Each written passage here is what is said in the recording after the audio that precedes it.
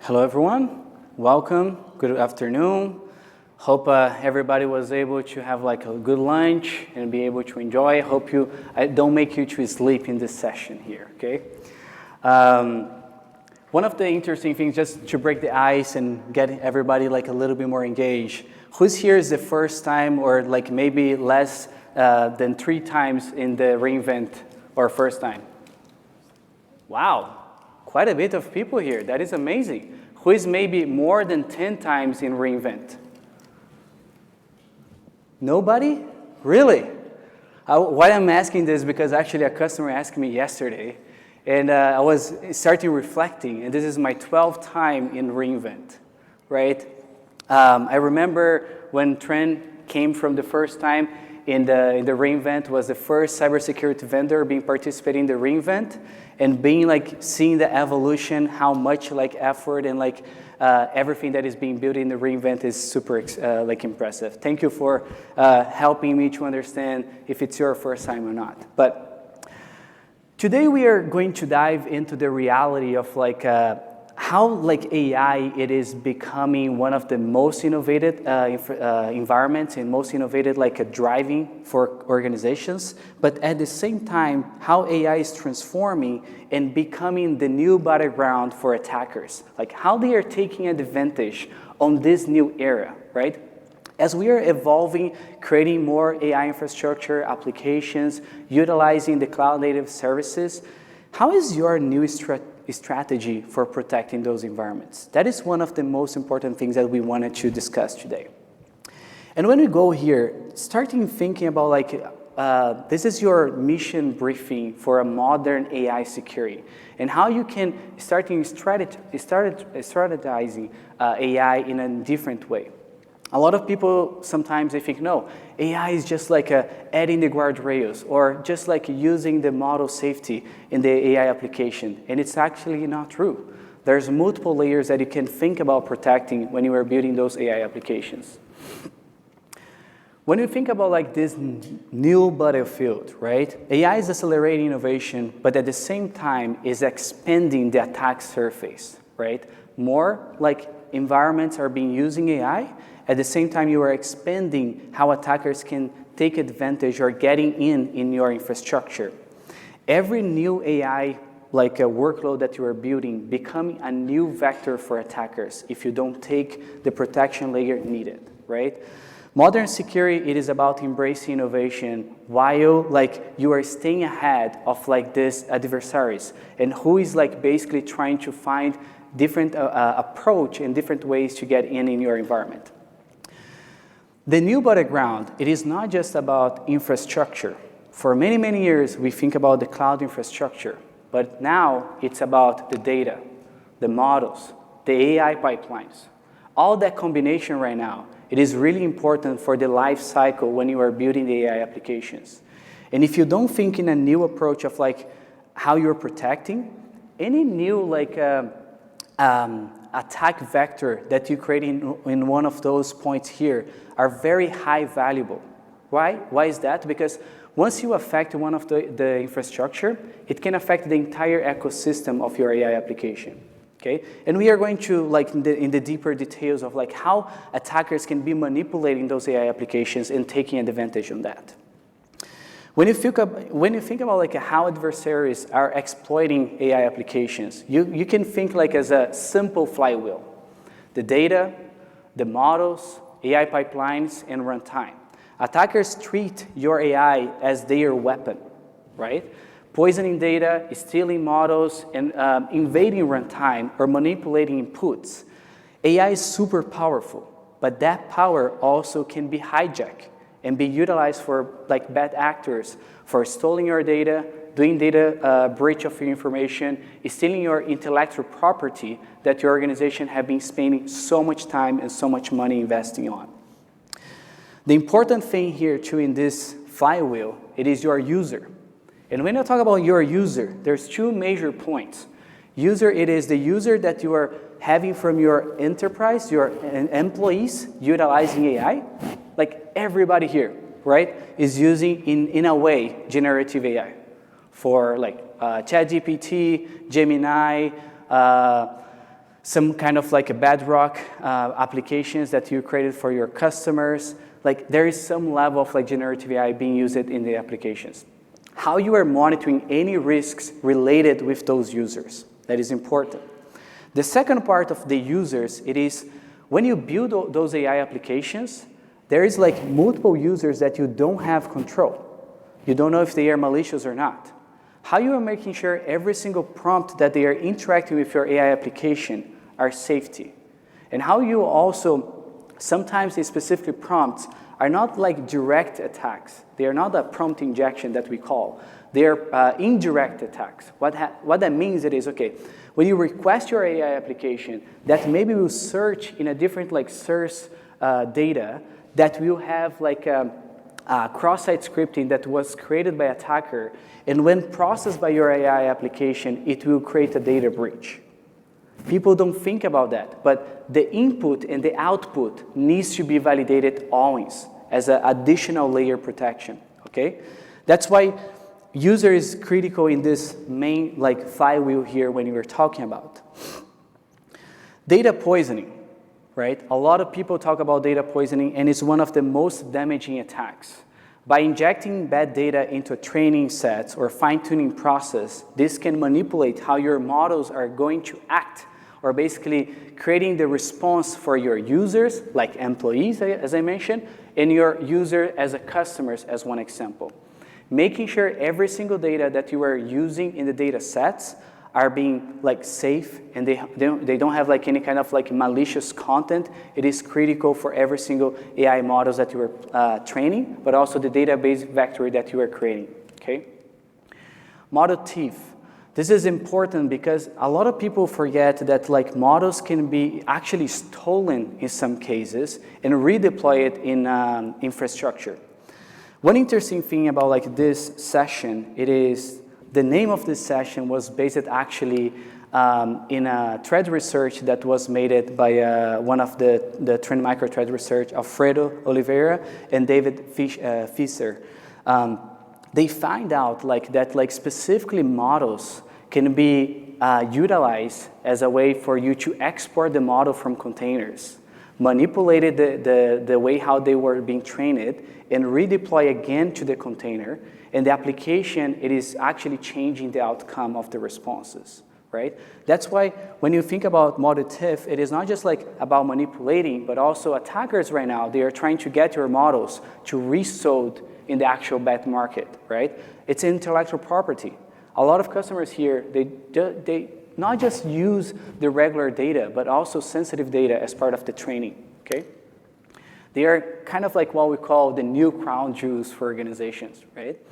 AI pipelines. There's multiple points in the AI pipelines. There is like the poisoning that can be in the model build when you are adding or when you are creating that pipeline. There is the inject backdoors that can be happen through the supply chains from like open source libraries that you maybe will be using, or maybe for like affecting developer machines that are interacting and adding backdoors to your applications.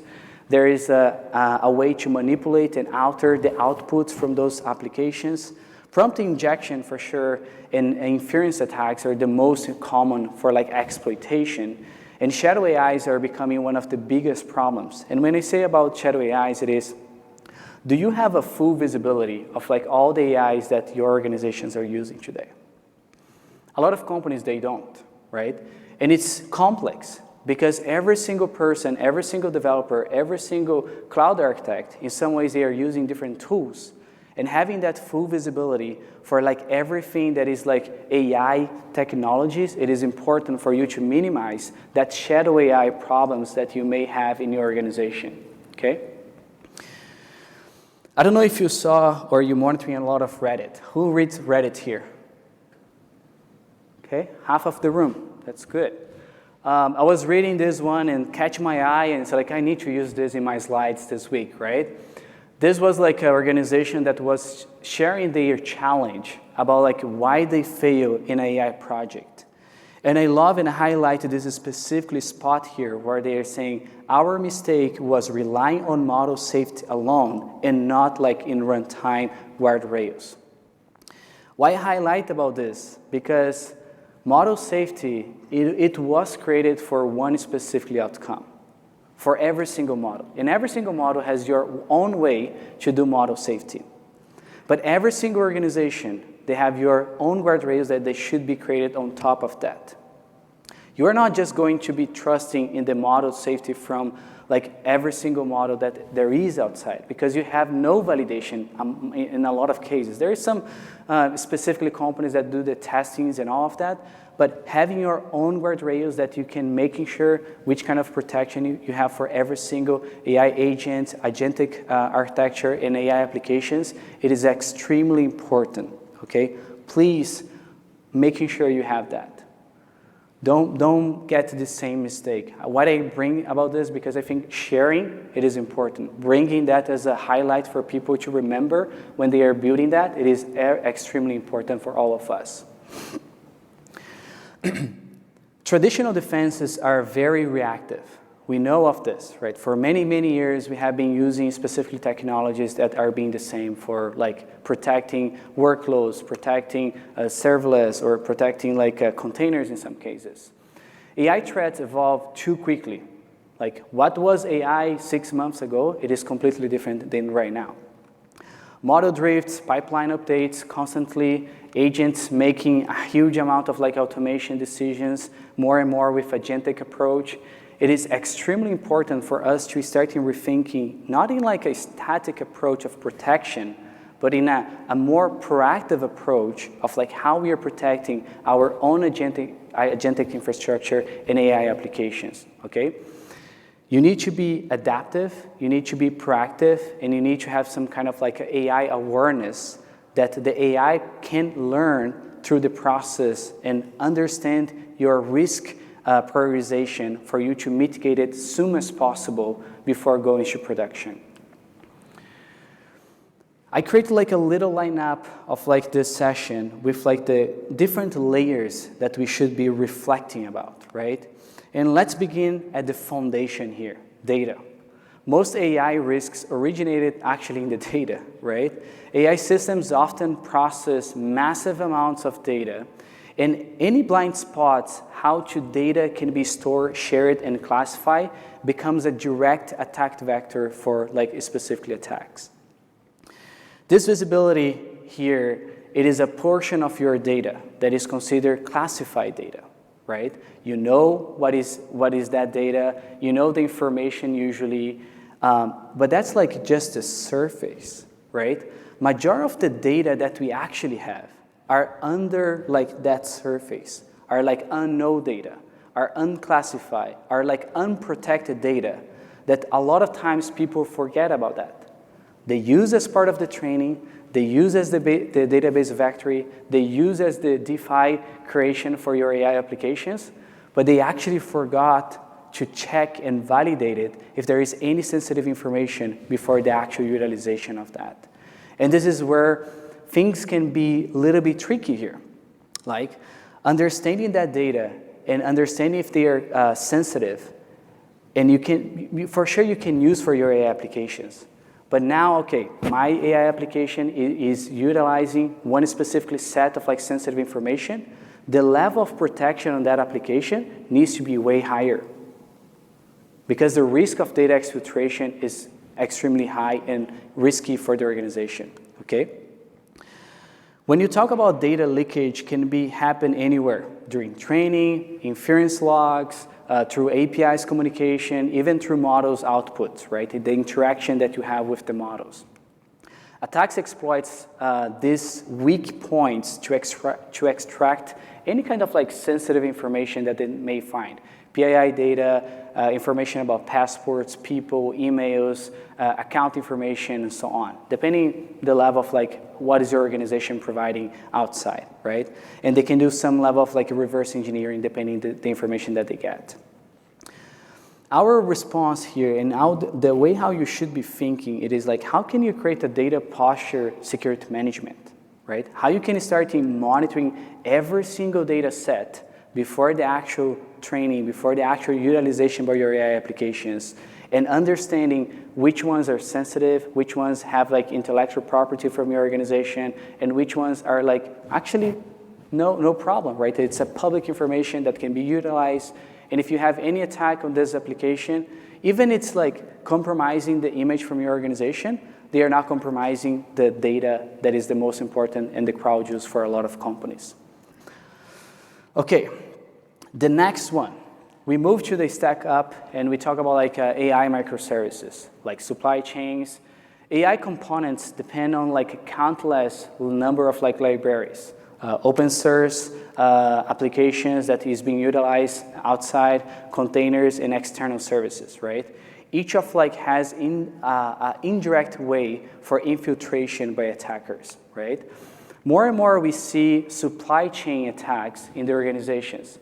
And that's why it's really, really important for all of us to make sure, because a single vulnerability, a single dependency issue in your application can be a domino effect, can be starting affecting the entire application and the way how you are building the security strategy for that like environment or workload.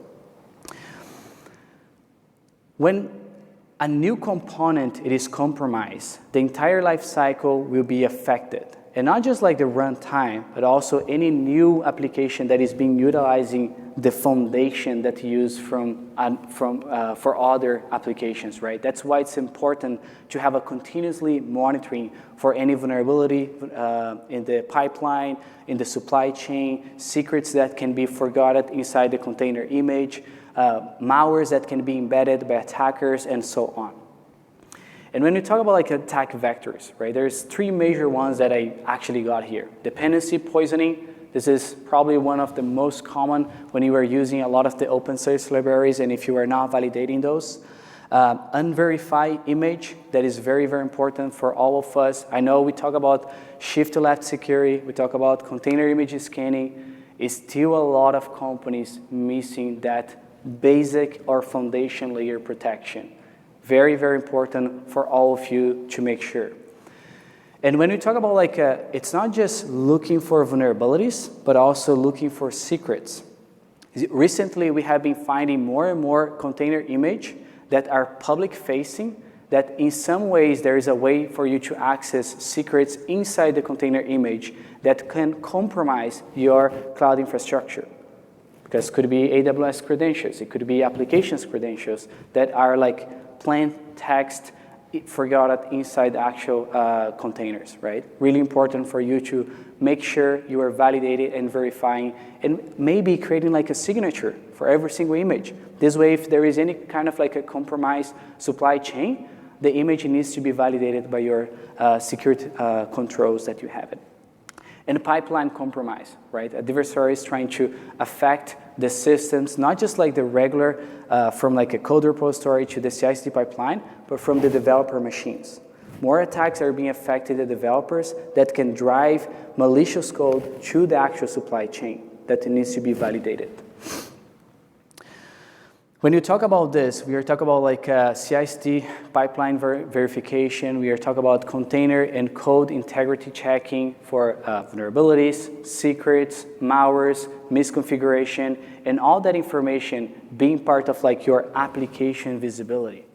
Whatever you deploy in production, how can you have a full visibility from the shift to left to the runtime?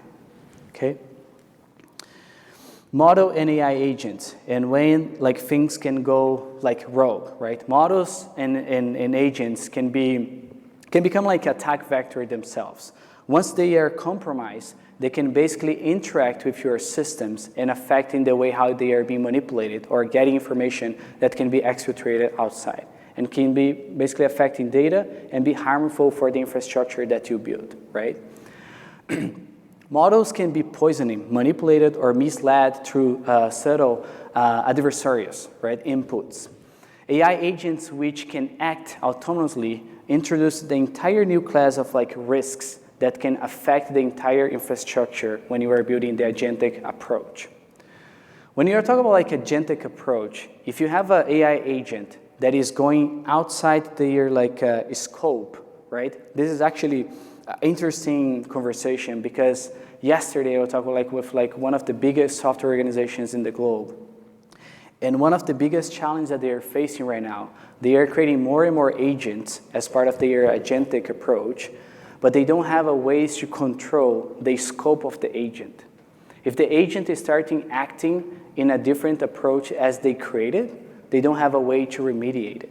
They don't have a way to mitigate and contain that agent to not affect other parts of the infrastructure, okay? That's really, really important, and it's very associated with the unauthorized actions on those agents. Key attacks vectors includes malicious inputs here, rogue agent behavior, manipulate outputs. Attacks try to steer the models into unsafe actions, right? Or bypass the safety components. That's why I was talking about the model safety. Every attacker have access to your models that is open source. And they understand really, really well how the model safety works in each model. But the guardrails that you created, they are customized for you. You understand the challenge and the risks in your AI applications. That's why it's important for you to edit on that, right? And when you talk about a guardrails, there's 2 layers here. Because model, it is very dedicated and mathematical way to decision. You can ask the same question 100 times to the models. The answers and the outputs, in some cases, will be different. You all tested this already, right? The point here it is, when you are testing security in the models, you cannot test just once.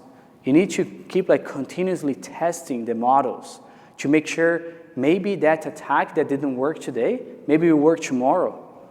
Because you changed something, you're retraining with a different data sets, and the actual decision making of the model are changing and giving information that they should not, right? That is why it's really, really important for you to make sure that interaction and continuously validation when you are building those applications. And one of the interesting things that we did this week, it is a launching of a new tag that we call AI scanner.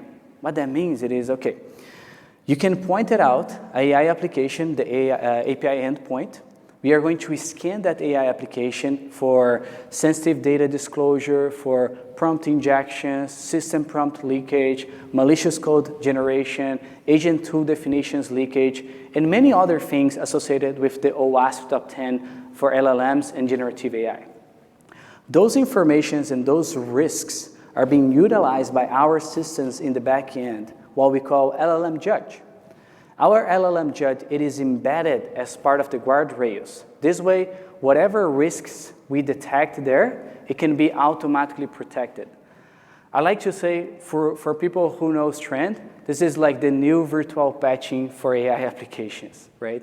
We have a virtual patching for protecting vulnerabilities for many, many years.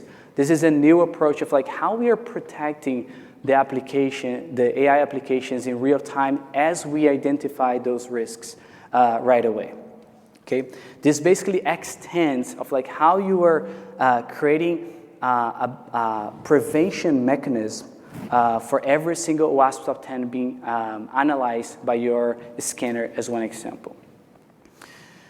Infrastructure and under siege, right? AI infrastructure, it is extremely important, and attackers are trying to take advantage. It could be because the resources exhaustions, it can be by the utilization of the GPUs, it can be by the cloud services infrastructure that they are trying to take advantage for mining or crypto mining for their own specific gains. This visual here, it's a frontline infrastructure, right? When you think about how you're protecting your castle of when you are building your applications, right?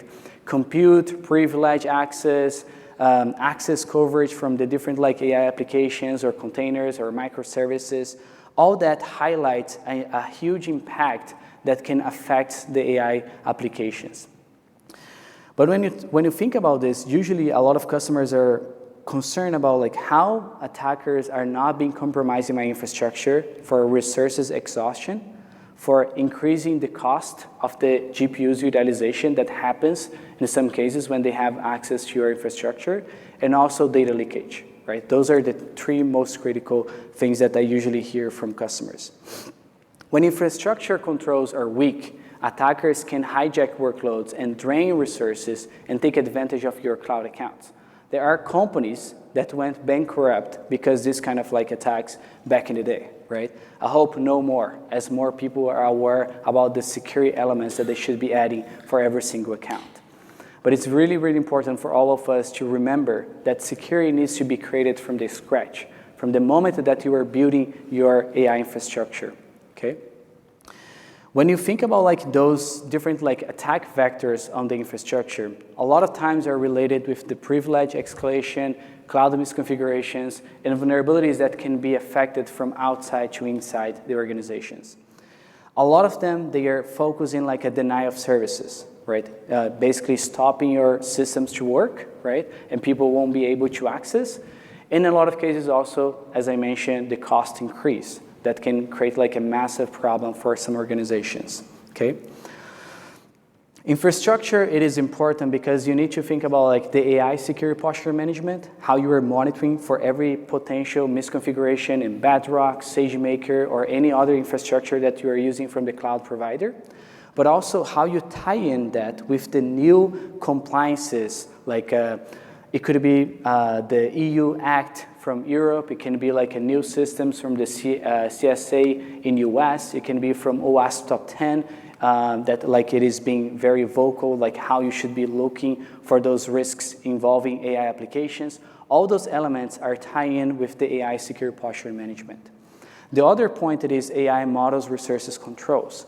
When you are having those infrastructures, they usually generate logs, right? Majority of the logs are being basically collected through like a VPC flow logs in some cases and the CloudTrails. What we do in these cases, it is collecting that information and apply threat intelligence on top of that, right? If we see any suspicious activities happening with like a SageMaker or Bedrock, you can basically create a cloud detection response to mitigate those attacks right away, okay? Network. As more and more organizations are building the AI applications and making that available, there is a new path, right, for manipulation. In the beginning, AI applications was like basically focus of like the internal usage. Now, more and more companies are putting that outside, and it's very, very important for us to validate it because in some organizations, they have a hybrid infrastructure. I was actually right before here talking with an Israel customer where they have like a full dedicated data centers for some of the applications, but they're also creating some level of like a cloud infrastructure and they want to connect with each other. Hybrid, it is a very common element for a lot of companies that we see today. But how they can have the same level of protection for like the APIs communications, but also potential vulnerabilities that can exist on those infrastructure, okay? Attackers use vulnerabilities that are like finding very often. One of the things that Trend tried to help on this way, it is through what we call zero-day initiative, ZDI, okay? We are the biggest bug boundary for enterprise vulnerabilities in the market, right? Last year, we found 73% of the total vulnerabilities in the market, and our goal is like how we can bring that information about the vulnerabilities in the different like AI stack applications for you all be aware of like the issues and the risks involving AI technologies, okay? It can be MFlow, it can be MCP servers, it can be many different like parts of the AI stack that you are using that sometimes people forget that potential vulnerabilities can exist. And part of this, we did like a recently launch with AWS on their AWS firewall, where we can edit our IDS and IPS rules on top of the AWS firewall for you to protect against those exploits, those vulnerabilities. It's additional layer in clouded like a native approach with AWS to enhance those network protection. When you talk about like network attack vectors, right? We talk about like API interception that are very important, lateral movements that can be moving from one container to another or from one VPC to another VPC. Data exfiltration, when the attackers find the critical assets or the critical data, they are trying to exfiltrate it from to outside, right? And having that like layer visibility or that like layer of like a risk with like a different like network sensor, it is really important. Plus the IDS and IPS visibility. If there is any exploits coming to your cloud infrastructure, how do you see that? How can you not just like detect, but how you can actually prevent and block those exploits right away? Traffic inspection is really important, not just for the regular traffic, but also the APIs that the people forget about this. I was checking some data recently, and I was actually super skeptical and concerned because a lot of customers, they are forgetting about to adding a layer of like authentication authorization in API gateways and API endpoints. 40% of the total APIs that we are monitoring today, they are not having any level of like authorization and verification. This is super concerned. What that means it is, if those API endpoints are connected with critical data, they have a freedom. It's kind of like a free highway to get access to that data. Please make sure every single time when you have an API open to the internet, they are being validated. They have some level of authentication as a minimal layer protection. Plus, if you can, add like some layer of like IDS and IPS to protect that too, okay? Users, the human factor, it's been the biggest problem for probably since the internet has been created, right? Every single organization, we have that user that can click and do all the things that the security teams or the security awareness tell them to not do it, they actually go against, right? Even if we do the training awareness and all that. But how you can make sure the human error, it is not giving like access to infrastructure? How do you make sure every single developer are aware about like the risks involving of like things that they are accessing from outside? It is super, super important to understand the access control, the permissions that the users they have, phishing, social engineering attacks that happens every single day. Those awareness, it is super important for people to start paying attention to what they are doing, right? More and more scams are being created. With AI right now, it's been crazy. Deep fake attacks and more are coming as a big problem when you think about human. One single click or one single malicious library can open the door for like the attacker inside your organization. That's how critical it is a human in our companies. If they do a mistake, it can be open the door, and if you don't have a validation after, they will be able to take advantage of like going lateral movement, detecting sensitive information, and do a couple other things that can compromise your company. Misconfiguration is it's a problem sometimes, right? Overexposed access for specific users and deepfake manipulation are increasing heavily. Mainly like the deepfake for sure with the usage of like AI on those technologies. Having ways that you can monitoring, for example, developers today are creating AI applications in their own desktops because they are getting more GPUs and so on. Having ways that you monitoring those AI applications and making sure attackers are not manipulating the configuration file in those applications are important. It's important for you to have this kind of layer protection for local AI apps. The second one, having a way to detect and protect against deepfakes.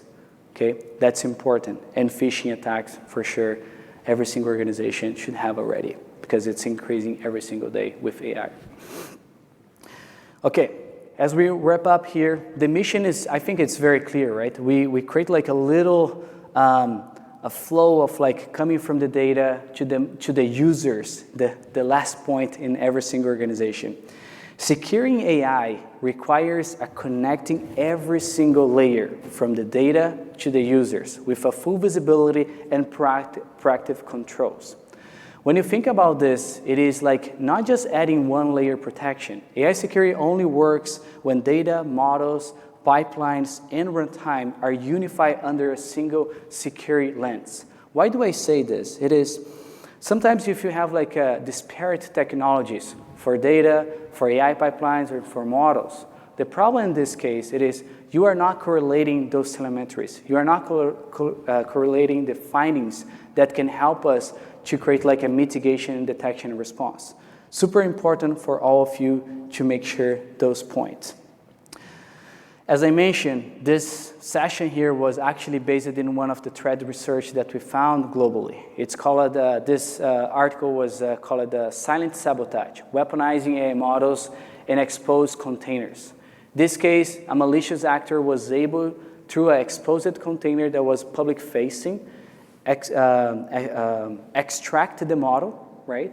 Get the model, manipulated the data of the model, redeploy or kind of like re-import that model back to the container that's being exposed, and compromising the way the predictions are being solved, right? Why I'm mentioning about this? Because there are technologies like container secure technologies in runtime that you can have this kind of like monitoring. Like one of the rules that I was mentioning here is like any kind of like external connectivity with the containers that are trying to extract files or that they are trying to manipulate files in the container. Container should be mutable, right? It should be not changing. If you are changing, you should be changing the pipeline before you push to production, right? But this is a really interesting article for you all to see it and understand a little bit more where this session came from and why we are talking about this layers protection here, okay? One of the interesting things we talk about, like this approach of like layer protection came from my actually last session in reInvent, where I created what we call AI security blueprint, okay? And that AI security blueprint, we actually not just wanted to create as a paper, as an informative information for you, but we bring that to our platform. We brought like every single layer on that one to the developers, deployment, runtime, AI workloads, AI applications, AI data. And as we identify every single specifically piece of AI infrastructure in your environment, we also map it if you have the layer protection enabled or not. The idea here is like helping you to identify if every single layer protection that we have, you are being able to protect and prevent from malicious actors on that, okay? When you talk about like those layers protection, what I did here for customers to help it is, okay, data. What are the security challenges? What are the security controls that exist in the market? And how our platform can help with some technologies. Microservices. When you're talking about microservices, it's not just Kubernetes. It could be NIMs, NVIDIA NIMs, right? Where you are creating those containers that are being utilized by NVIDIA technologies. Models, agents, how you are protecting that interaction as you are building those AI applications and retraining those models. Infrastructure, it could be AWS or any other cloud provider, plus NVIDIA infrastructure, if you have some of those. How you are applying AI secure posture management, API risk visibility for unauthorized risks, AI detection and response. As I mentioned, when you collect those informations from Bedrock and SageMaker, you are able to apply detection models on top of that to identify any suspicious activities, and AI application security that I mentioned about the AI scanner and AI guard, okay? The two ones here, because I know people were taking photos, was like the network layer that's related with the network IDS and IPS, where we can prevent and protect against the exploitation when you have those applications or those AI stacks, how we talk that, right? And the last one is the user, how you can basically protect on those. There's a comprehensive paper on this AI security blueprint that I go in every single detail here and explain more information of like why you should be protecting, the use cases, and the level of like the layer protection that you should be thinking when you are creating those strategies, okay? Okay, preparing for like the next wave. AI-born attacks are being accelerated every single day. To stay resilient, we must anticipate a threat. We need to think in a different way how we are protecting against those threats. Automated defense and evolve infrastructure as fast as the adversaries are evolving their attacks are extremely important for us today, okay? Proactive AI security, it is something that you should be thinking for like this new adaptive way for you protecting not just your AI applications, but every single application that you have in your organization. The velocity, how we are innovating in every single company today, it is unbelievable, right?